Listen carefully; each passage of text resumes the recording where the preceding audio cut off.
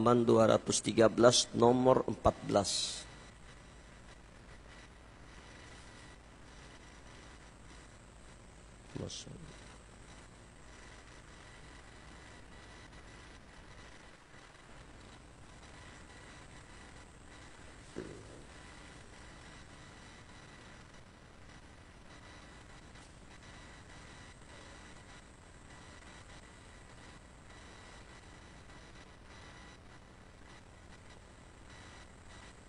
Bismillahirrahmanirrahim.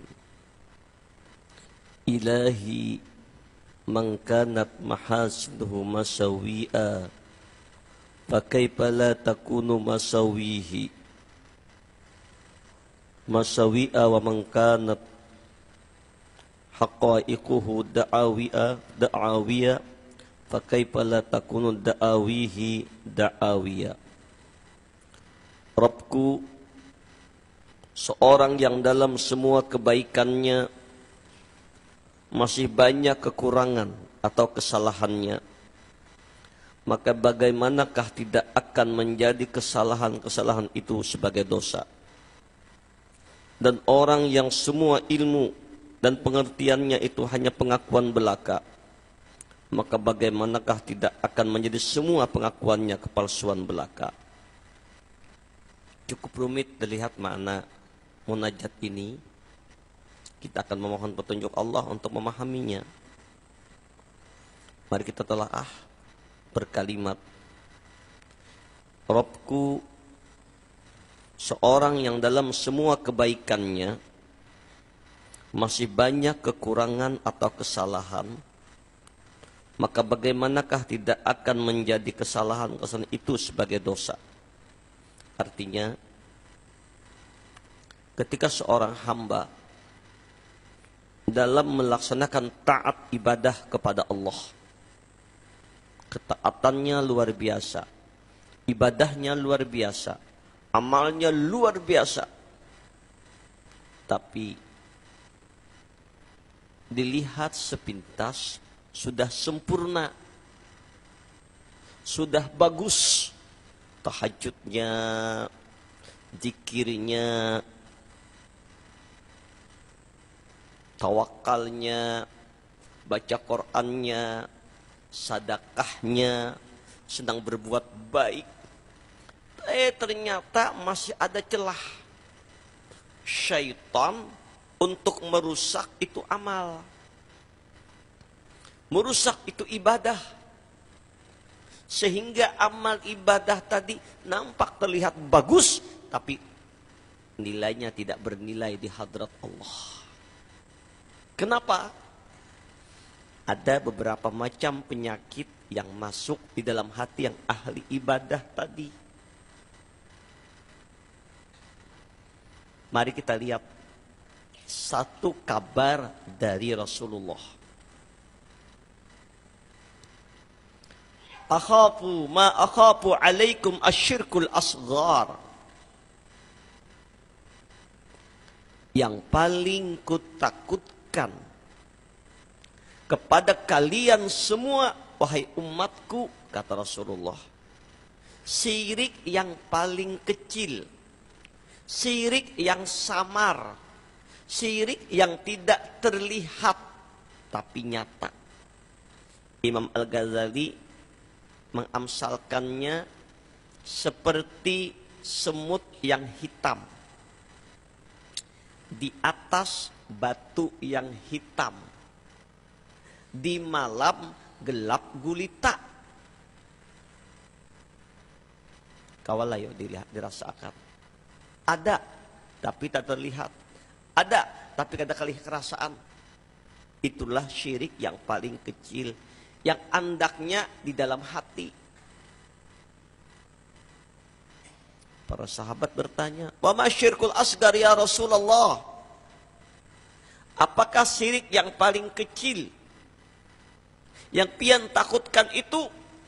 Di antaranya Nabi menjawab, ar-riya, beramal, beribadah, di hatinya minta sanjungan manusia, minta perhatian orang, minta balasan orang, minta supaya dikagumi orang, minta supaya dimuliakan orang, minta supaya dihargai orang, walaupun itu tidak muncul dalam mulutnya, tapi terbetik dalam hatinya.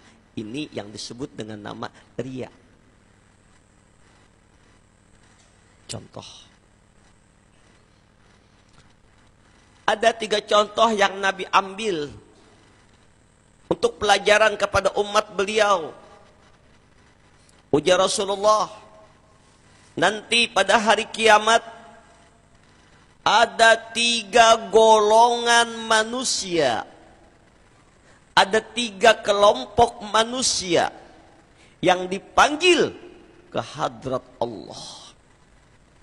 Yang pertama, ahli Al-Quran, orang alim, orang berilmu. Yang kedua, orang yang dermawan. Yang ketiga, orang yang mati syahid. Luar biasa. Ini penegak agama, ini 3 kelompok ini. Orang ahli Al-Quran, orang alim dengan ilmunya, mendakwahkan agama Allah, mengajak orang ke jalan Allah, sehingga Islam itu berkembang dengan dakwahnya, dengan Al-Qurannya. Orang dermawan, dia sumbangkan hartanya untuk memajukan agama Allah, bangun pesantren, bangun masjid, panti asuhan, dan kemajuan agama Allah yang lain.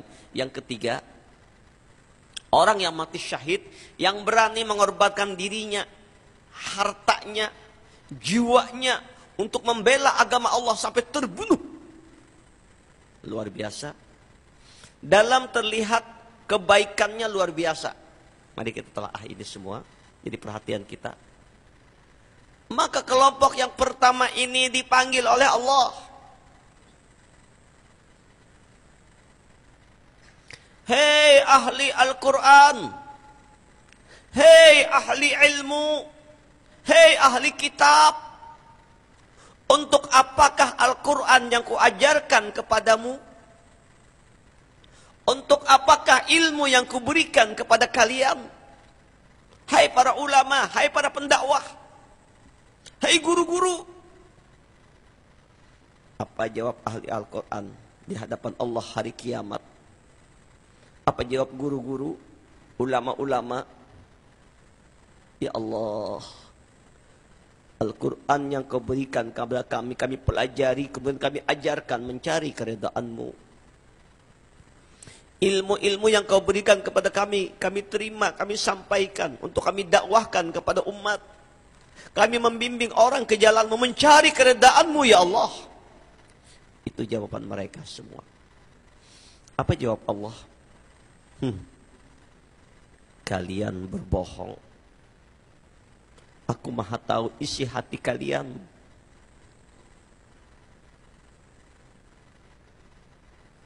Sesungguhnya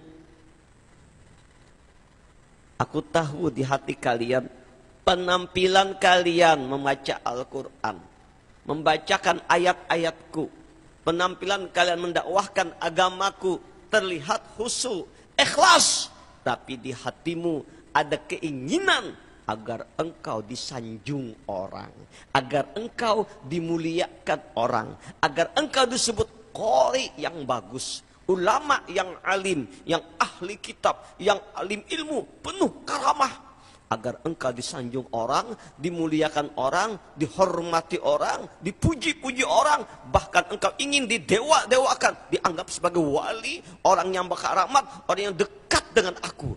Itu tujuanmu.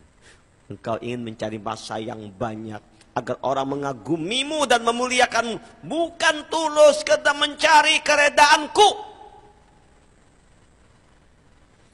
Malaikat seret, ini mereka ahli Quran. Seret, ini mereka ahli kitab. Seret, ini orang ulama yang mencari muka di manusia, ingin kemasyhuran, ingin terkenal, ingin disanjung. Masukkan mereka yang pertama ke dalam api neraka. Langsung masuk ke neraka. Ini kelompok pertama. Allahu Akbar. Padahal harusnya mereka yang pertama masuk surga. karena pembimbing. Tapi kenapa? Di hati mereka terdapat penyakit minta sanjung, tidak karena Allah. Satu. Ini satu pelajaran untuk kita. Kelompok yang kedua, mereka dipanggil ke hadrat Allah adalah orang-orang yang hartawan, orang-orang yang dermawan. Orang-orang yang hartawan, orang-orang yang dermawan, untuk apakah harta yang kuberikan kepada kalian, kalian gunakan apa? Apa jawab mereka? Ya Rabb, harta yang kau anugerahkan kepada kami, kami bagikan kepada anak-anak yatim. Kami bangunkan pondok-pondok pesantren. Kami bangunkan masjid-masjid. Kami bangunkan jembatan-jembatan. Kami bantu orang yang memerlukan. Kami santuni janda-janda. Kami santuni orang-orang tua jompo. Kami santuni orang-orang yang melarat. Harta yang kau berikan kami sumbangkan untuk kemajuan, kemaslahatan umat dan agamamu ya Rabb. Mencari redamu ya Allah. Apa jawab Allah? Orang-orang yang dermawan dan hartawan, sungguh aku mengetahui isi hati kalian. Walaupun terlihat kalian mendermakan harta, menafkahkan, menginfakkan di jalan Allah, tapi di hati kalian terbetik, terniat keinginan, ingin disanjung manusia, ingin dilihat manusia sebagai orang yang suka menyumbang, sebagai orang yang suka berdermawan, suka membantu, ingin dapat kemuliaan dengan sumbanganmu itu. Oh, ini dermawan. Oh, ini pemurah. Oh, ini orang cinta akhirat. Oh, orang suka membantu agama Allah. Ini orang yang pejuang fisabilillah. Ini dengan hartanya luar biasa. Itu keinginanmu dalam hatimu. Ada keinginan sanjungan, pujian manusia. Malaikat seret, masukkan ini orang ke dalam api neraka. Pung! Dua golongan yang terlihat amalnya bagus tapi membawanya ke neraka karena salah niat, tidak karena Allah.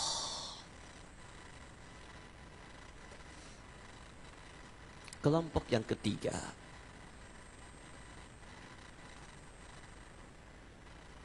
Allah panggil. Ini orang-orang yang menggerahkan, mencurahkan pikiran, tenaga, perasaan, jiwa dan raganya, harta bendanya untuk memajukan agama Allah, mempertahankan agama Allah. Bahkan dia maju ke medan laga, ke medan perang, mempertahankan agama Islam sampai mereka, kata Rasulullah, terbunuh menjadi orang yang syuhada, orang yang mati syahid. Bukankah Allah memuji orang ini?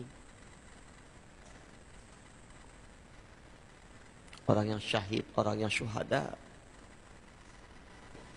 Allah panggil, orang-orang yang memperjuangkan agamaku, bahkan engkau mengorbankan jiwa dan raga hartamu, engkau terbunuh membela agamaku. Hai orang-orang yang mati syahid, kenapa kalian terbunuh? Kenapa kalian mati syahid? Apa niat kalian? Apa jawab mereka semua? Ya Rabb, kami tulus memperjuangkan agamamu ya Allah. Kami korbankan jiwa, raga dan harta kami untuk kemajuan agamamu ya Allah. Kami rela terbunuh untuk memberi syiar agamamu karena mencari redamu ya Rabb. Apa jawab mereka? Tidak, hai hamba-hambaku. Kalian pembohong. Penampilan di muka di hadapan orang kau seperti ikhlas. Tapi aku tahu isi hati kalian. Di hati kalian ada keinginan. Ingin disanjung manusia. Di hati kalian ada keinginan. Ingin disebut pahlawan. Bahkan ada keinginan. Agar engkau nanti kalau meninggal disebut orang pahlawan. Bahkan ingin dimakamkan di makam pahlawan. Ingin disebut pejuang. Ingin disebut. Bahkan kan orang mati syahid itu orang ahli surga. Ingin dikenang oleh masyarakat. Bahwa engkau salah satu kelompok orang surga. Itu keinginan di hatimu. Bukan mencari keredaanku. Malaikat seret. Jebloskan. Ini mereka ke dalam api neraka. Bayangkan para santri, bapak ibu semua, kita semua termasuk ulun. Mari kita renungi hadis Nabi ini. Peringatan Nabi. 3 orang, 3 kelompok, 3 golongan yang sebenarnya penunjang agama. Majunya agama lewat 3 golongan ini. Tapi ternyata karena niat mereka tidak tulus. Di hati mereka ada keinginan selain Allah. Ingin dipuji, ingin disanjung, ingin dimuliakan, ingin dikagumi. Akhirnya semua amalnya terbakar. Dan orangnya terbakar di dalam api neraka.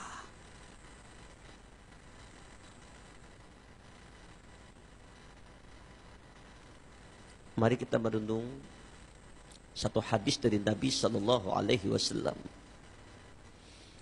Innallaha ta'ala la yanzuru ila suwarikum wa absarikum, walakin yanzuru ila qulubikum wa a'malikum.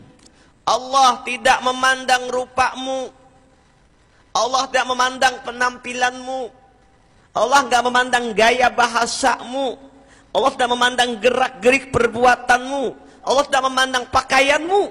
Tapi yang Allah lihat bagaimana hatimu, batinmu, jiwamu.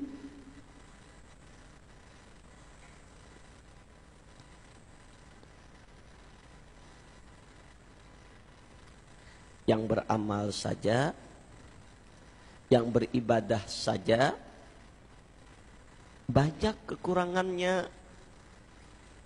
Apalagi kada beramal.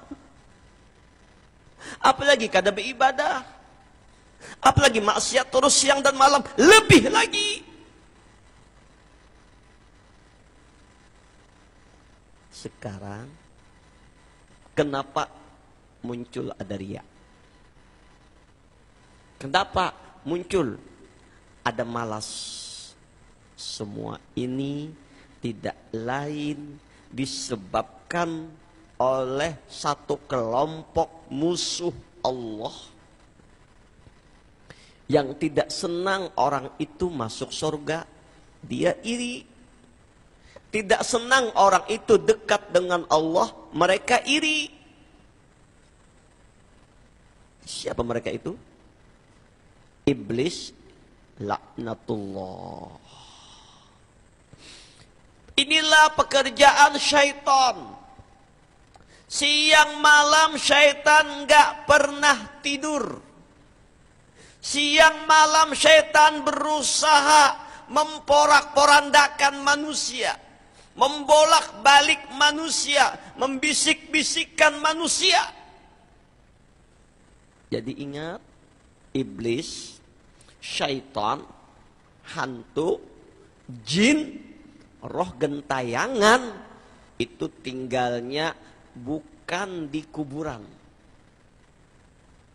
Sekali lagi, setan, jin, hantu, roh gentayangan tinggalnya bukan di kuburan. Ngapain kata jin, setan diam di kuburan, terang sudah matian. Ada fungsi lagi. Bukan tinggal di hutan, ngapain gue di hutan? Tugas syaitan itu membujuk manusia. Syaitan itu tinggalnya, perhatikan semua, di dalam diri kita. Syaitan itu mengikuti diam di aliran darah kita. Inilah musuh yang tidak terlihat. Kita tidak melihatnya, tapi dia melihat kita. Inilah penyebab kenapa kita beramal malas, beribadah malas, bahkan cenderung ingin berbuat dosa, ingin menurutkan hawa nafsu, ingin berbuat maksiat, tergoda dengan itu dan ini. Karena syaitan-syaitan diam di dalam diri kita. Ini perlu disadari. Jangan merasa aman dari godaan syaitan. Ini perlu disadari. Dan syaitan ini dia tidak berbentuk seperti yang di TV ada kayak taring, batanduk. Andaikan berbentuk di hadapan kita bataring, batanduk, kita ambil kayu kita pukuli.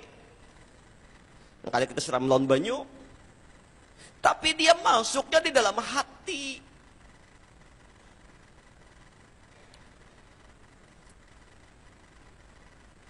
Allahu Akbar. Allahu Akbar. Sehingga ada macam-macam penyakit bagi orang yang menuju Allah. Disebabkan oleh syaitan. Nah, di dalam diri sendiri sudah bertumbuhan penyakit yang memang Allah menciptakannya. Wan nafsi wa ma sawaha fa'alhamaha fujuraha wa taqwaha. Demi jiwa dan penyempurnaan ciptaan itu jiwa, diri kita, roh diri kita manusia. Dan Allah telah mengilhamkan, meletakkan, menempatkan dua kekuatan potensi yang Allah meletakkan pada diri manusia. Kecenderungan untuk berbuat durhaka, kecenderungan untuk berbuat maksiat, kecenderungan untuk jauh dari Allah, kecenderungan untuk senang nyaman-nyaman dengan dunia, kecenderungan untuk menurutkan yang senang-senang. Itulah yang disebut dengan nafsu. Ada dalam diri kita. Nama ulah nafsu ini Allah. Makanya ujian Nabi Yusuf dalam Al-Quran disebutkan, wa ma ubarri'un nafsi inna nafsa la'amaratum bisu illa ma rahima rabbi. Wa ma ubarri'un nafsi inna nafsa la'amaratum bisu. Aku kada sanggup mengendalikan diriku nih, mengendalikan nafsuku, kada bisa. Karena nafsuku ini senangnya mengajak kepada kejahatan. Nafsu ini Pak Ai buai katuju benar kalau menyembati orang, oh ma 2 jam 3 jam tahan. Kenapa? Mencaci maki orang, menjelek-jelekkan orang, buka-buka aib orang lain, ini adalah sarana jalan untuk masuk neraka. Maka segala yang jalan-jalan ke neraka itu dibuat indah, dibuat nikmat, dibuat nyaman. Hujibatin naru bisyahwat wa hujibatil jannah bil makarih. Neraka itu diperhias dengan yang nikmat-nikmat menurut nafsu. Aduh, godaannya, aduh, ya Allah, kemaksiatan. Hakonnya duit habis ke diskotik. Nah, bini makam di rumah, abut menunggu ke mana lakiku nih, sekalinya jam 3 bahaluat kami ya, hanya bahaluat di diskotik sekalinya. Ada saja yang halal, kenapa mencari tidak halal?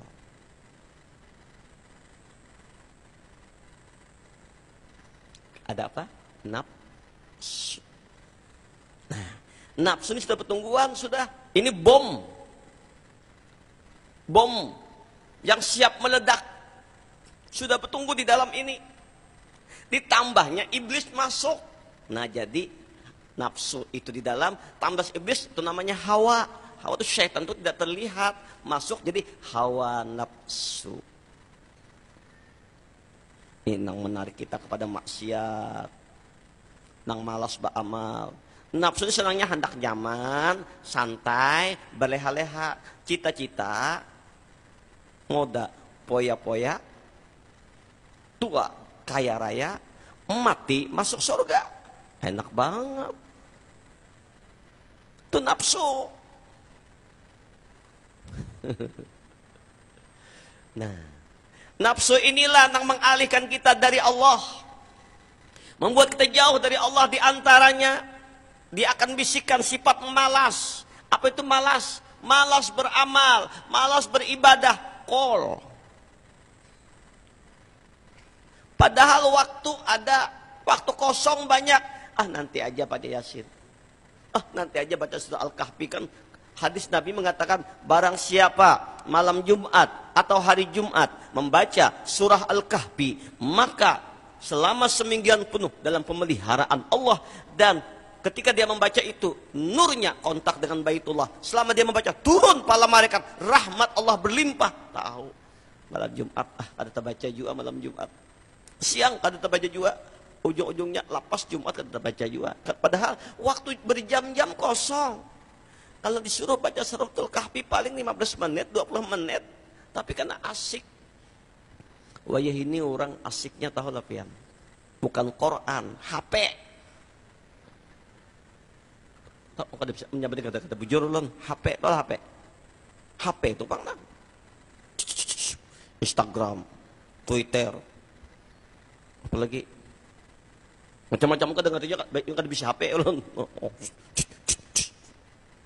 Lihat pian manusia wayah ini zaman now. Artinya zaman manusia ini anak-anak produk, anak-anak Instagram, anak-anak HP. Tuhannya HP. Bila ada HP, abut mana HP ku? Hamu, terbulungkar, ranjang mencari.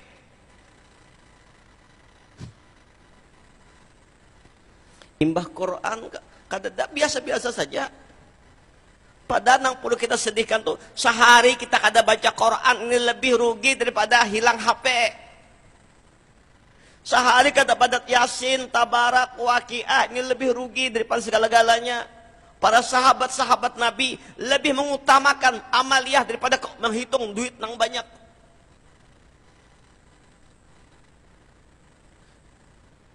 Timbul sifat malas.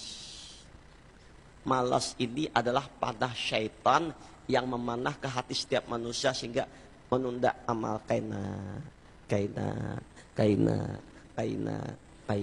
ada tagawi beduha kakaina gen dahulu kakaina lewat waktunya ada tagawi jam 2 bangun tengah malam kaina balem jua jam 3 kawaja guring pulang pas jam 9 hanya bangun.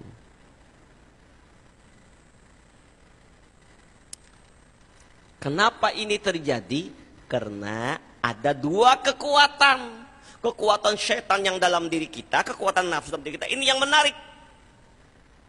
Untuk jauh dari Allah.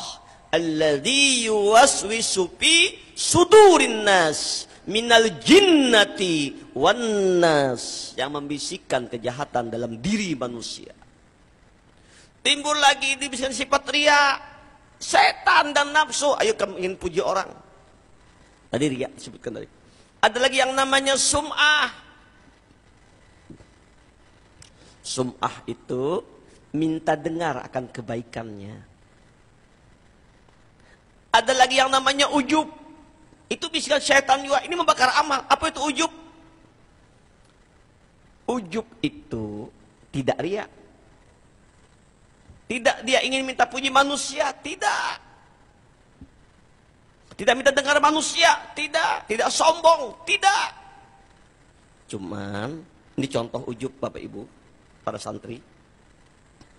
Ketika tengah malam kita sholat tahajud sampai 100 rakaat. Allah, khusyuk, bercucuran air mata. Lalu muncul di hati kita satu perasaan. Rasanya nang dapat anugerah nang kayak ini di Tanjung nih aku haja. Di Balangan nih aku haja. Di Amuntai nih aku haja. Khusyuk benar, aku khusyuk benar, nikmat. Perasaan aku saja yang lebih baik walaupun hanya di hati, itu namanya ujub. Dan ini membakar amal. Ini perdaya dari syaitan.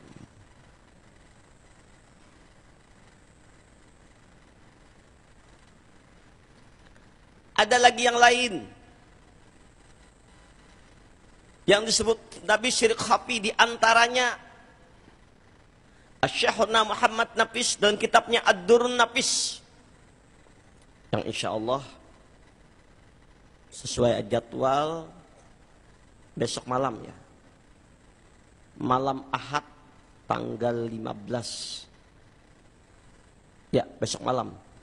Sebulan sekali pengajian kita di makam Syekh Nafis, baca kitab Ad-Durrun Nafis besok malam. Makanya pengajian kita dimajukan hari Jumat hari ini. Nah, kita pengajian malam besok ba'da Isya. Bagi yang kawa datang kata kawa, kata papa. Di antara syirik khafi, apabila kita memandang ada perbuatan, pekerjaan, gerak laku, diam dan bergerak, itu terbit dari makhluk. Kita tidak memandang terbit datangnya dari Allah. Contoh, ketika kita lihat burung terbang, nang kita pandang burung terbang, habis. Sampai di situ saja. Terhijablah kita dengan Allah. Ini syirik khafi. Kita lihat ayam berkokok. Kita pandang ayam saja yang berkokok di subuh hari. Sampai di situ pandangan syirik khafi. Kita lihat semut berjalan, semut saja yang berjalan, tidak memandang siapa di balik semut yang menggerakkannya, syirik khafi. Kita lihat kita bisa bergerak, rasa kita yang punya gerak dan diam kita yang bergerak sendiri, kekuatan kita sendiri yang bergerak, maka ini namanya syirik khafi, mahjub, terhijab dari Allah. Nah, bagaimana melepaskan syirik khafi ini? Maka memandanglah dengan tauhidul af'al. Ujar Syekh Muhammad Nafis. Apa itu pandangan? Ketika kita melihat burung terbang, maka tembus hati kita, pencipta burung adalah Allah. Yang menggerakkan burung terbang adalah Allah. Maka ketika memandang burung terbang, maka pandangan kita, ini af'alnya Allah. Ini kenampakan kudrat iradatnya Allah. Lihat semut berjalan, yang menciptakan semut Allah, yang menggerakkan semut Allah. Semut nggak kuasa bergerak tanpa izin Allah. Yang menghendaki dia bergerak, menggerakkan hati semut bergerak berjalan Allah. Berarti dilaku af'al kudrat iradat Allah. Dan pandanglah bukan itu semua, apapun yang kita lihat, apapun yang kita pandang, baik kepada diri kita, yang menggerakkan dan mendiamkan kita ini adalah Allah. Bahkan geritik hati bergeritik ini, nang ulah geritik hati. Jangan memandang nang lain, nang menggeritikkan hati begitu begini. Hakikatnya Allah. Dalam soal kebaikan, memang ada hatar hati ini, ada beberapa tingkatan. Nanti kita pelajari. Ada hatar Rabbani yang datang langsung dari Allah. Ini biasanya untuk kebaikan-kebaikan. Ada hatar malaikat. Hatar malaikat ini kebaikan juga, tapi kadang-kadang kurang kuat hatarnya. Kalau dari Allah ini mantap, sudah bergerak untuk kebaikan, maju langsung, tidak ada menghalangnya. Malaikat kadang-kadang bisa berubah-ubah hendak tahajud malam ini. Hatar malaikat pas jam 2 digoda setan kayak negin tuh iblis, belum mandi lagi, tak kalah. Ada yang namanya hatar nafsani, nafsu. Ada hatar syaitan. Nanti kita kaji itu hatar. Nah, benar kalau ayam berkokok berarti ayam kate berkokok. Jadi tembus ketika melihat ayam berkokok, yang menyuarakannya Allah. Jangan ada pandangan yang lain selain Allah. Begitu pula gerak dan diam kita, yang menggerakkan kita, yang mendiam kita, af'al Allah, lakunya Allah, af'alnya Allah, perbuatannya Allah. Tembuskan. Makanya Allah menyindir ketika Rasulullah dan para sahabat perang. Namanya perang Khandaq. Perang Tabuk. Tabuk di Madinah, di Tabuk itu diulah got untuk mengadakan peperangan. Ketika itu Rasulullah melempar pasir kepada orang kafir. Pasir itu kena mata-mata orang kafir, akhirnya mereka pada lari pontang-panting. Akhirnya menang umat Islam. Ketika itu para sahabat bergembira karena kemenangan, merasa menang, maka langsung ditegur oleh Allah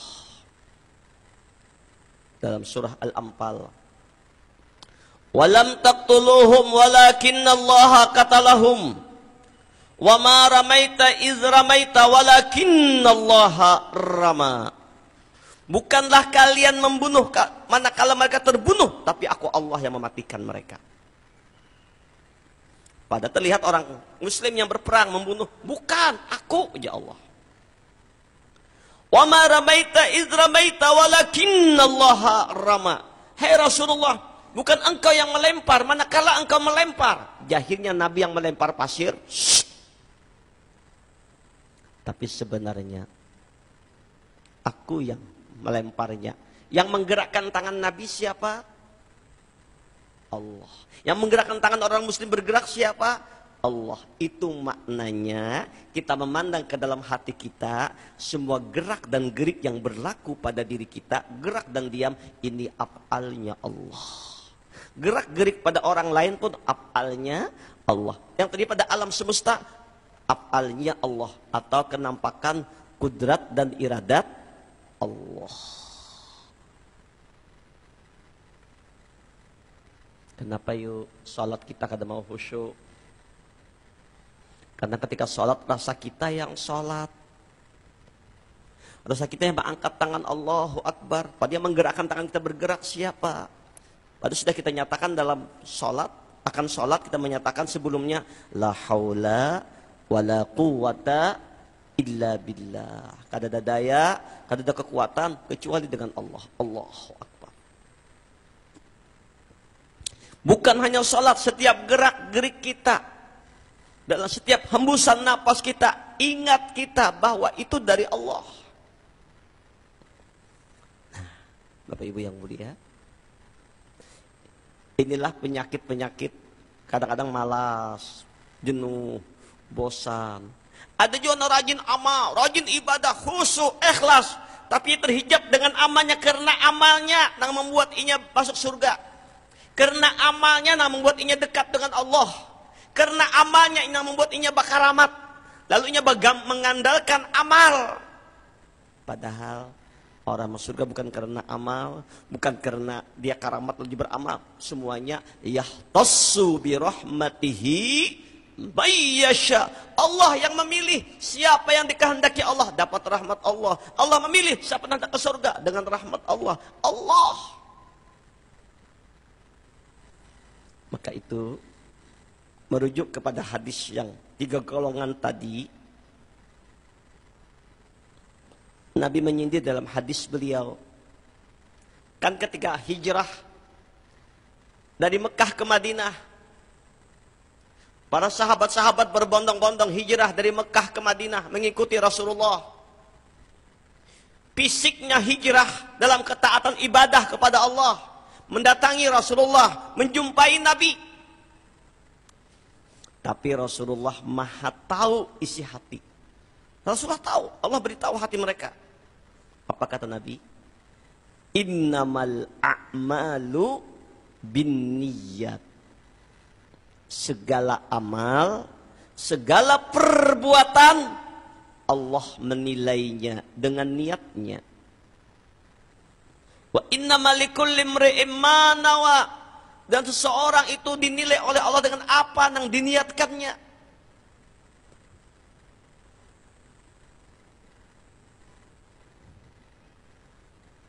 Faman kanat hijratuhu ilallah wa rasulihi fahijratuhu ilallah wa rasulihi. Barang siapa yang hijrahnya dari Mekah ke Madinah betul-betul karena Allah, betul-betul karena Rasulullah, maka dia akan dapatkan Allah dan Rasulnya. Ulangi sekali lagi. Barang siapa yang hijrahnya karena Allah dan Rasulnya, maka dia akan dapatkan Allah dan Rasulnya. Faman kanat hijratuhu lidunya yusibuha aw imra'atin yankihuha fahijratuhu ila ma hajara ilaih. Muttafaqun alaih. Bukhari wal Muslim, hadis sahih. Barang siapa yang hijrahnya karena dunia. Ternyata ada juga yang datang ke Madinah, jahirnya mendatangi Nabi, jahirnya melaksanakan perintah Allah, tapi ada untingan dunia di sana. Kenapa? Kalau aku ke Madinah, orang-orang Madinah itu orang-orang kaya, orang-orang Ansor. Bahkan saking setianya mereka kepada orang-orang Muhajirin, Mekah ini Muhajirin. Jadi penduduk yang dari Mekah ke Madinah namanya kaum Muhajirin. Penduduk asli Madinah yang menyambut orang di Mekah namanya kaum Ansar, penolong.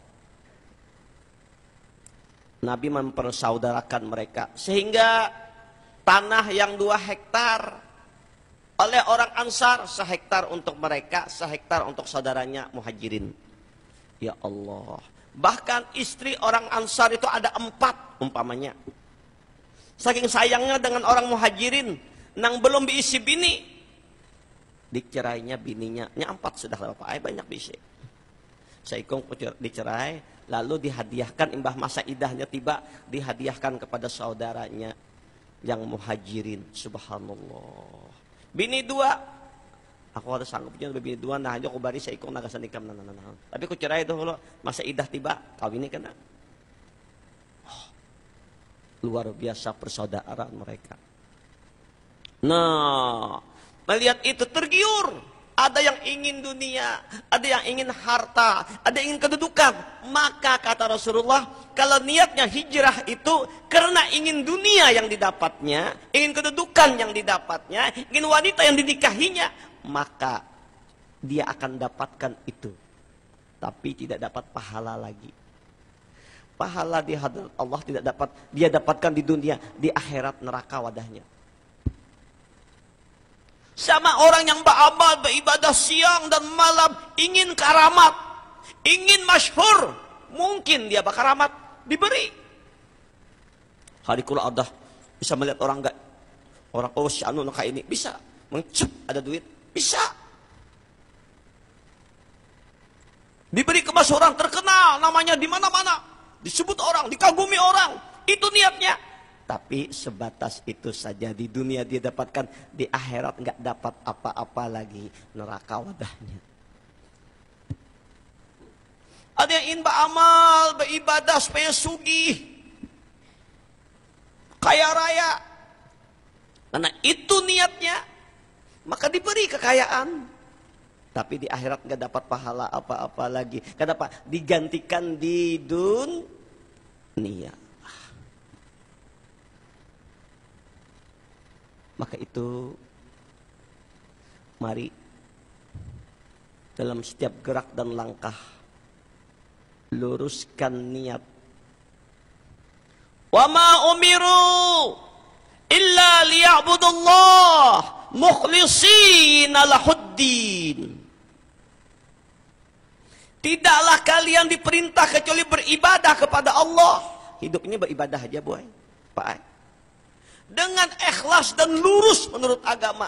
Tidak ada harapan yang lain selain mencari keridhaan Allah.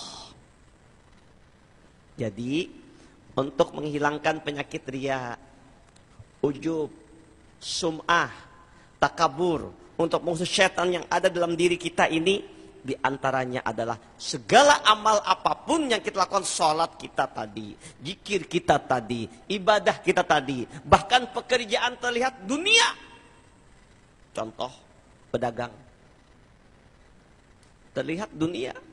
Tapi kalau dia niatkan ikhlas karena mencari ridha Allah, dan karena Allah, dan hasilnya untuk kepentingan agama Allah, dagangannya itu jadi ibadah. Bukankah Nabi pernah berjalan di pasar? Ketika Nabi berjalan di pasar, ada dua golongan pedagang. Kepada pedagang A, Nabi bertanya, pedagang A, kamu berdagang mulai pagi sampai sore, apa yang kau niatkan?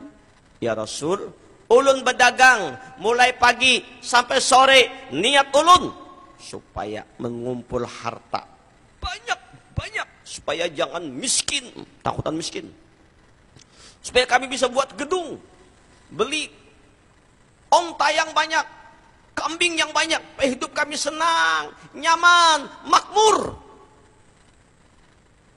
Apa jawab Nabi? Kalau itu niatmu, maka mulai kau buka daganganmu sampai kau tutup sore hari, dinilai tidak ada berkahnya. Bahkan usahamu nggak ada hasilnya, bahkan mal'un, terlaknat.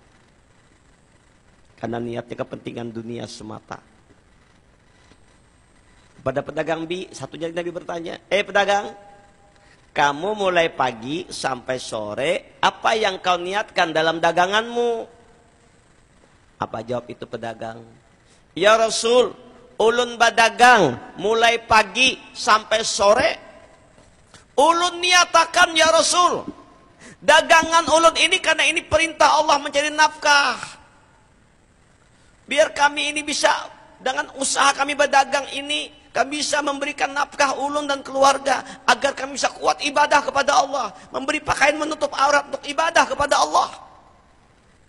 Bahkan ada kelebihan ya Rasul, kami niatkan untuk membantu perjuangan agama Allah, membantu syiar agama Allah. Niat kami berdagang adalah untuk bertakarrub kepada Allah, jadi nilai ibadah, bukan niat yang lain. Ujar Nabi, kalau itu niatmu, mulai kau buka sore hari sampai kau tutup sore hari, maka nilainya sama dengan salat sunat terus-terusan.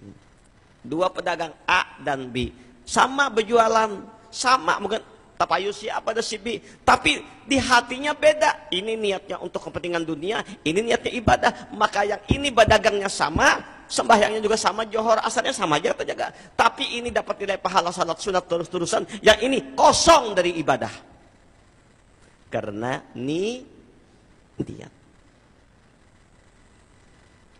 Allah menilai seseorang dengan apa yang diniatkannya.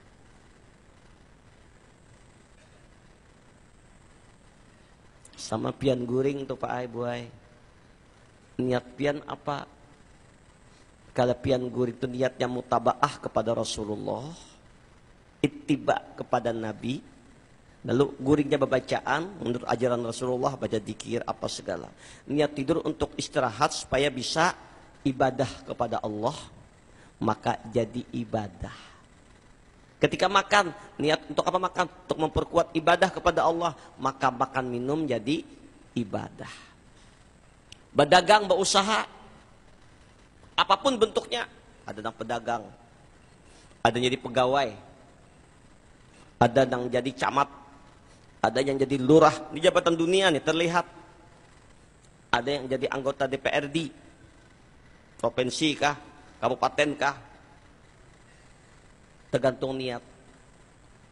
Kalau diniatkannya itu untuk alatnya beribadah kepada Allah, manfaat daripada usaha dari pedagang tadi, anggota dewan tadi, pejabat camat tadi, hasilnya untuk kemajuan agama Allah, maka jadi ibadah. Tapi kalau niatnya untuk menumpuk dunia ini supaya sugih aja, maka tidak ada nilainya. Maka orang yang niatnya kepentingan dunia semata, seperti orang yang menanam rumput. Rumput tumbuh, padi tak tumbuh. Kalau orang yang beramal untuk kepentingan dunia, bahkan amal akhirat untuk dunia, tahajud untuk sugih, doa untuk kaya, itu niatnya. Baca waqiah untuk kaya, itu niatnya. Maka sama inya menanam rumput. Dunia dapat, akhirat tidak dapat. Tapi kalau orang meniatkannya untuk akhirat, mencari keredaan Allah, pedagangnya, pegawainya, anggota dewannya, semuanya hanya mencari reda Allah, seperti orang menanam padi. Padi tumbuh, rumput ikut tumbuh. Allah tujuannya, maka dunia ikut mengejarnya. Maka itu, mari luruskan niat kita dalam segala amal, dalam segala gerak-gerik, perbuatan, ibadah, semata-mata karena mencari ridha Allah dan karena Allah. Lillahi. Apa makna lillahi? Karena Allah. Yang menggerakkan kita Allah, lillahi ta'ala. Yang memberi petunjuk kita Allah, lillahi ta'ala. Maka itu tidak ada jalan yang lain bagi kita semua. Hanya harapan kita petunjuk Allah, bimbingan Allah, tolong Allah. Kita jangan mengandalkan amal, jangan mengandalkan ibadah kita. Yang kita andalkan rahmatnya Allah. Mintalah pertolongan kepada Allah, mintalah hidayah kepada Allah. Bahkan Nabi mengajarkan Mu'az bin Jabal berdoa, Allahumma a'inni ala dzikrika wa syukrika wa husni ibadatik. Allahumma a'inni ala dzikrika. Ya Allah, tolong ulun untuk ingat pian. Wa syukrika, bersyukur lawan nikmat pian. Wa husni ibadatik, dan perbaiki ibadah ulun. Mari kita semua, tidak ada jalan lain, hanya minta pertolongan Allah, minta bimbingan Allah. Dalam kita beramal, dalam kita beribadah, pandang amal kita, ibadah kita ini adalah rahmat dari Allah, petunjuk Allah. Maka itu tancapkan niat tulus, namanya ikhlas. Ikhlas apa? Barasih. Satu tujuan Allah. Makanya kenapa qul huwallahu ahad Allahus samad lam yalid wa lam yulad wa lam yakul lahu kufuwan ahad. Surah Al-Ikhlas. Bersih daripada yang lain, tulus. Qul huwallahu ahad. Katakan hanya Dia Allah nang ahad. Ahad pada af'alnya, ahad pada asma'nya, ahad pada sifatnya, ahad pada zatnya. Inilah surah tentang tauhid. Allah samad, hanya Allah tempat meminta. Lam yalid wa lam yulad wa lam yakul lahu kufuwan ahad. Ada lagi yang lain nang ku pandang, hanya Allah. Ikhlas itu seperti roh. Amal ibadah itu seperti jasad. Jasad tanpa roh seperti bangkai.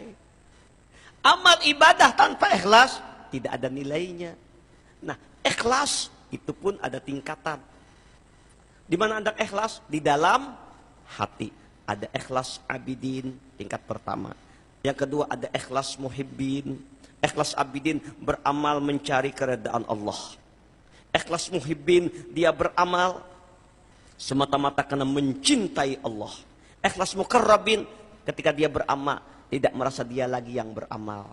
Yang dipandangnya ini amalun billah, beramal dengan Allah. Nanti kita akan bahas ini lebih mendalam. Sudah jam 6:05. Ini saja pelajaran kita untuk hari ini. Mudah-mudahan Allah memberi petunjuk kepada kita. Mudah-mudahan Allah membantu kita untuk melawan syaitan-syaitan yang dalam diri kita. Ya bani Adam alla ta'budu syaitan innahu lakum aduwwum mubin. Hai anak cucu Adam, jangan engkau tiru bujuk rayu syaitan. Dia musuhmu yang nyata.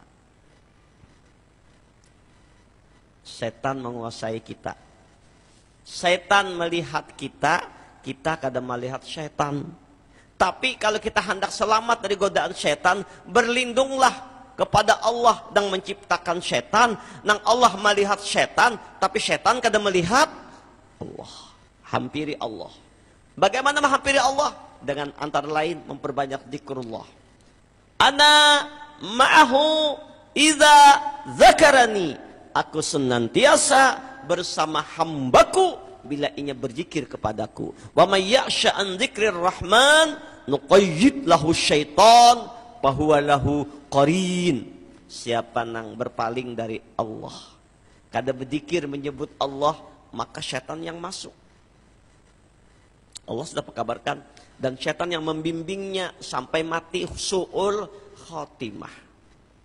Artinya apa? Hadis Nabi, adnu syayatinakum bila ilaha illallah. Maka keluarkan setan dalam diri ini dengan zikrullah. Baik zikir la ilaha illallah, zikir hati Allahu Allah. Allahu Allah. Terutama di bawah susu kiri 2 jari, detak jantung Allahu Allah. Di jantung ini 360 pembuluh darah yang dipompa oleh jantung, yang semuanya ada saluran setan. Ketika kita menyebut Allahu Allah, Allahu Allah, hancur lebur setan keluar. Kalau sudah setan keluar dalam diri kita, maka nur Allah yang masuk. Inilah yang dijanjikan oleh Allah dalam Al-Quran, Bapak Ibu yang mulia. Ya ayyuhalladzina amanu dzkurullaha dzikran katsira wasabbihuhu bukratan wa asila. Orang-orang yang beriman, berzikirlah kepada Allah dengan zikir yang banyak. Yang banyak itu ada kehitungan. Ya zikir hati, Allahu Allah, Allahu Allah di hati. Jalan duduk. Wasabbihuhu bukratan wa asila, bertasbih kepada Allah pagi dan sore, dari pagi sampai sore sampai pagi. Walladzi yusalli alaikum wa malaikatuhu liyukhrijakum minadh dhulumati ilan nur. Dialah Allah yang menyelawatimu dan malaikat menyelawatimu. Tanda orang yang disalawati Allah dan para malaikat bersalawat lawan kita, hatinya berzikir Allahu Allah. Dan Allah akan mengeluarkanmu dari kegelapan zulmat syaitan kepada nur hidayah Allah. Ini saja Al-Fatihah.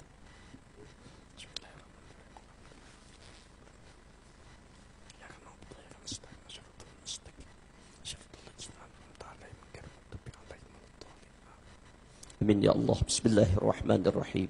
Alhamdulillahi rabbil alamin. Allahumma salli ala Sayyidina Muhammad wa ala ali Sayyidina Muhammad. Allahumma inna nas'aluka al-huda wat-tuqa wal-afaf wal-ghina. Allahumma aftah alaina futuhal arifin waj'alna minal ulama'il 'amilin. Rabbana atina fid dunya hasanah wa fil akhirati hasanah wa qina adzabannar.